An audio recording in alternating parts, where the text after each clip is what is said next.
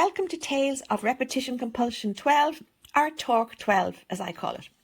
Since repetition compulsion can be a difficult concept to understand, I feel the best way to explain it is to give examples, or tales, from our everyday lives showing how it invades every aspect of our lives. Each tale is centered around a specific life category, a specific bad message, and a character.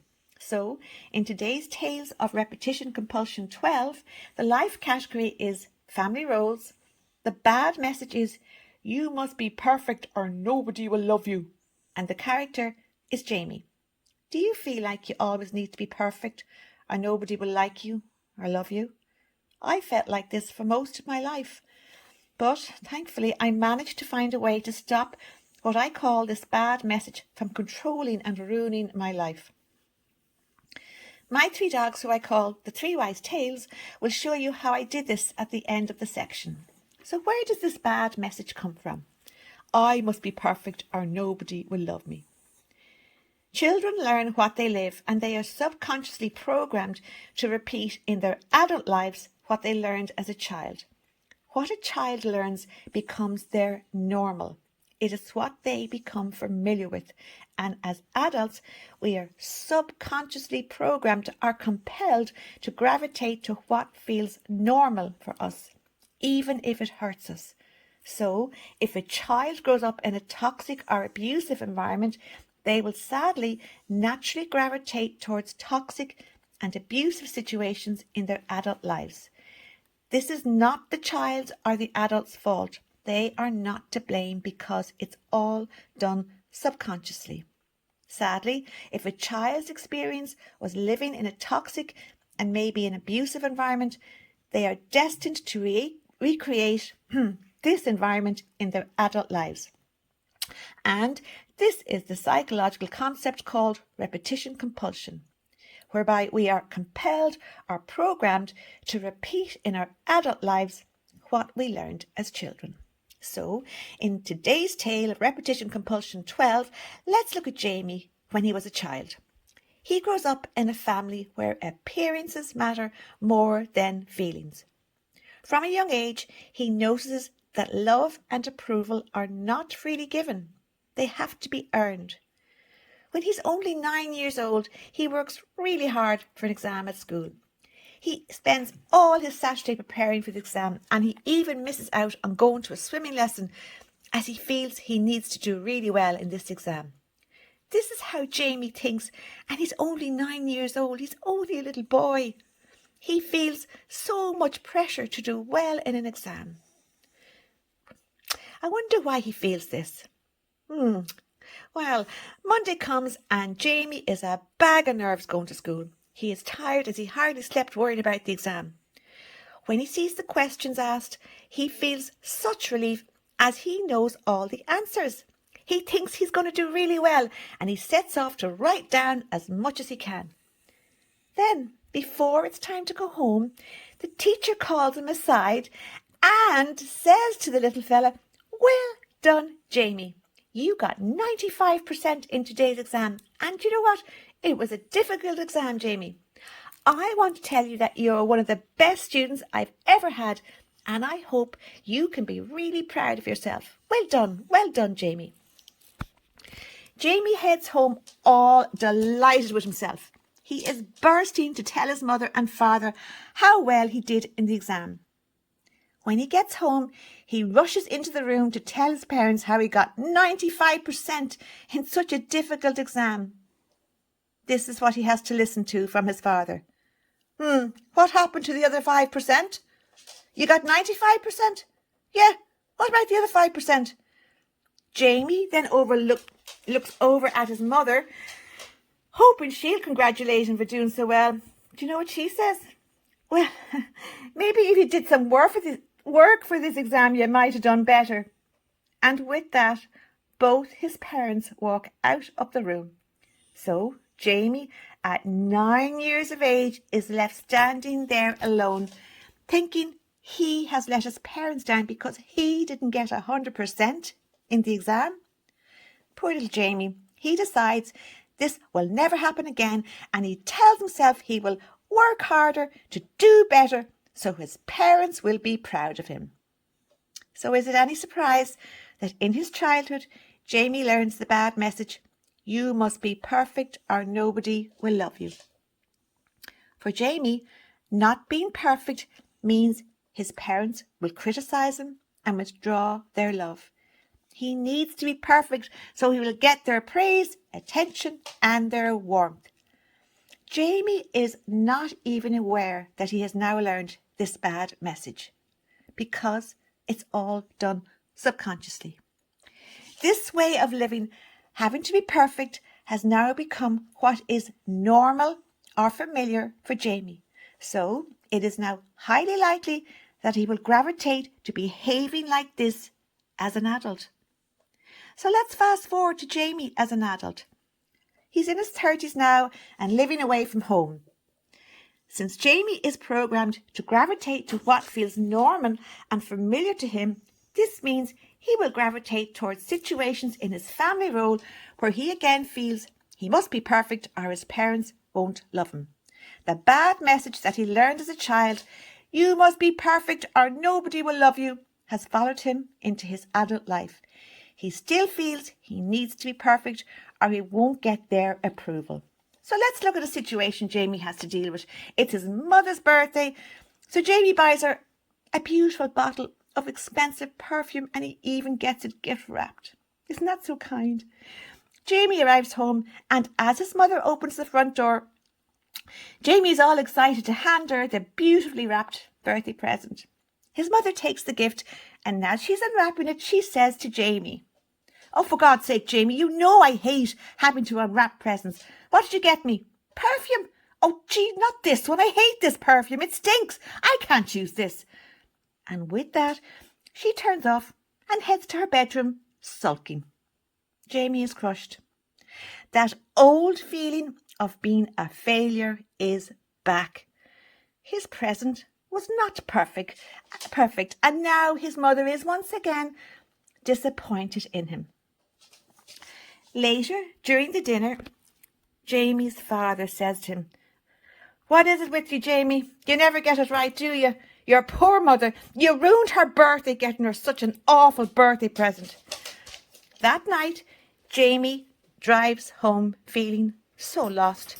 He berates himself for spoiling his mother's birthday and he swears he will never let this happen again. He will do whatever it takes to make it up to his mother and father, as he can't bear to go one day without their approval.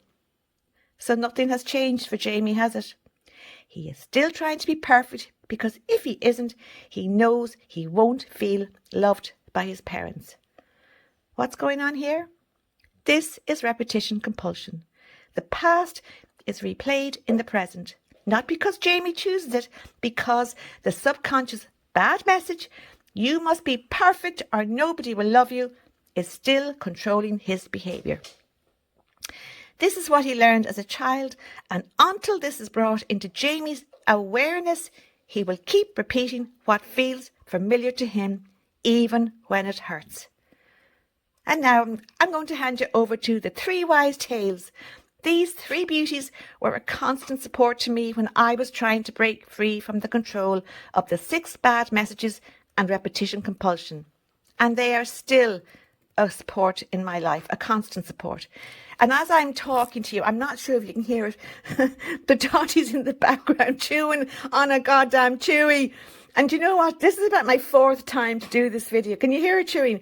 I've had to stop it 4 times because I'm not really good at editing and I don't know how to do bits and gather them all together. So look, the background noises are a little Dotty chewing a chewy. And before that, there was noises of her tippy-toeing around the lino. But I had to keep going because I just can't start it for the 5th time. Anyway, where was I? Yes, I was saying to you that my dogs are a great support to me. And look, they are. They got me through horrendous times when I was trying to break free from the 6 bad messages and repetition compulsion. So that's why I involve them in my videos, because they really helped me and I hope they help you. They're going to tell you now the 3 ways to break free from being under the control of the toxic, sinister, hidden force called repetition compulsion. So I'm just going to hand you over to Petal now. And thanks for being so patient. We'll talk to you soon. Bye. Bye. Hello, my name is Petal, and I am the first of the 3 wise tales. Today we're going to show you the 3 ways to break free from the control of 2 toxic hidden forces, and they are the 6 bad messages and repetition compulsion. Please see the videos suggested at the end for a deeper explanation of these 2 forces. The 2 forces of the 6 bad messages and repetition compulsion go hand in hand. They feed into each other. When these 2 forces run our lives subconsciously, we are not in control. Our subconscious minds are in control. Therefore, we are not the top dog. We are just a cog, trapped inside the toxic machinery of these 2 forces. So that's why the first way to heal is awareness. Now that you are here listening to this, you are becoming aware, and this is fantastic. You see, how can you stop doing something which is subconscious, as in you don't know you are doing it, unless someone makes you aware of what you are doing? So, I am here making you aware. Awareness is the first step, and no healing can happen without the initial first step of awareness. Awareness means you start to look at your adult patterns, realizing now that maybe for the first time you have been forced to repeat your toxic and abusive childhood situations, and now knowing that it's not your fault that you did this, and so you are not to blame. You are not to blame yourself. Awareness means you start to control what you think about yourself. You get to decide what messages you tell yourself. Do you want to feed yourself bad messages, or do you want to feed yourself good messages? The moment you become aware that you are being controlled by these 2 toxic forces, they no longer control you. You control them, as you have moved them from your subconscious mind to your conscious mind. And remember, we can control what is in our conscious mind.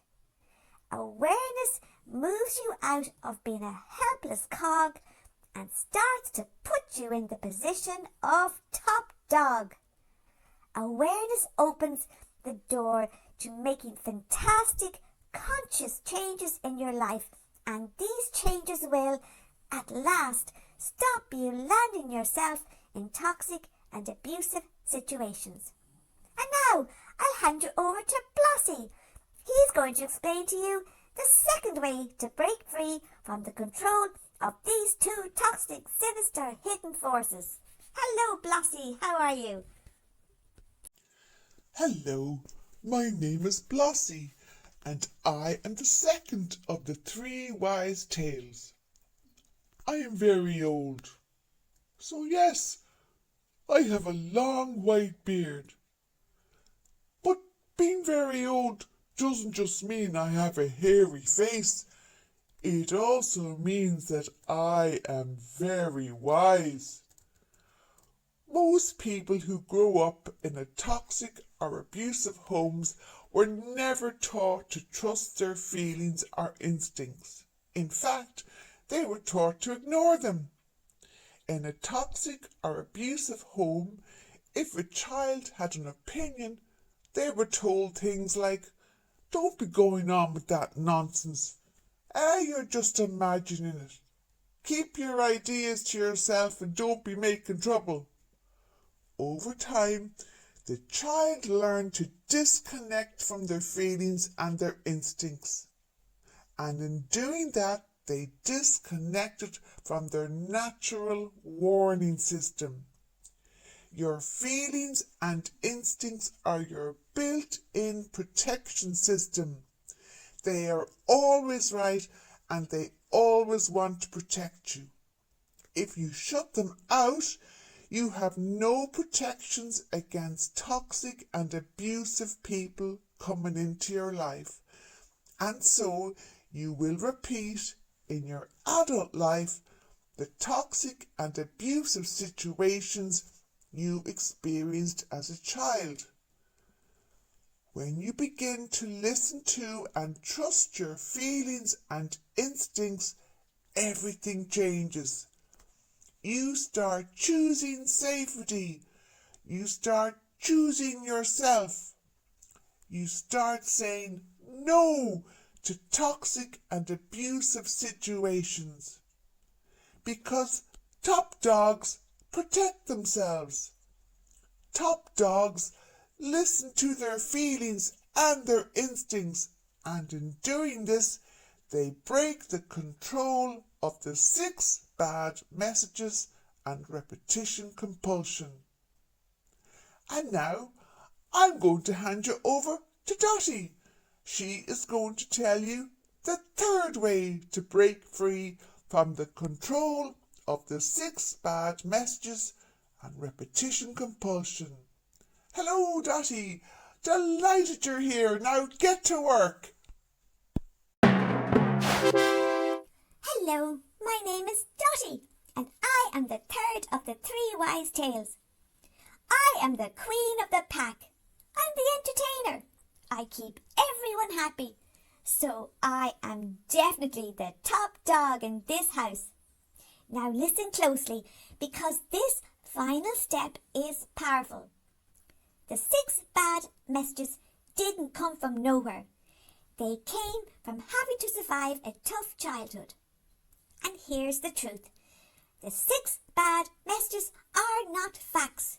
They are lies you learned. So, the 3rd way to heal is to nip and flip the bad messages. You catch a bad message, you nip it in the bud, you don't give it airtime, you don't entertain it. Then you flip it to the truth about yourself. You flip the bad message about yourself to a good message about yourself. So, you are not enough becomes I am enough exactly as I am.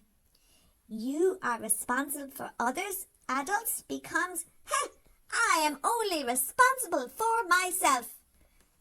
You are alone becomes no, I'm not alone. I matter and I belong and lots of people love me. Now, you might say, Dottie, that's so obvious. But it isn't obvious, as we are feeding ourselves these bad messages from our subconscious minds. Therefore, we don't even know we are doing this. But when we nip and flip, we bring the bad message into our awareness, into our conscious mind. And by doing this, we are in control. And we can now retrain our minds to believe the truth, to believe the good messages. So, every time you nip and flip, you take your power back, because top dogs choose their thoughts. Top dogs choose to feed themselves good messages about themselves. Top dogs choose to ignore the lying, nasty, bad messages. Top dogs are no longer cogs. So today, me, Petal, Blossie and Annette, we want to tell you this. You are not alone. You really do matter. And we are all here together learning to have better lives. We really care about you. And one last thing. The 3 wise tales, we have a very important good message to tell you. We want to tell you that we really, woof you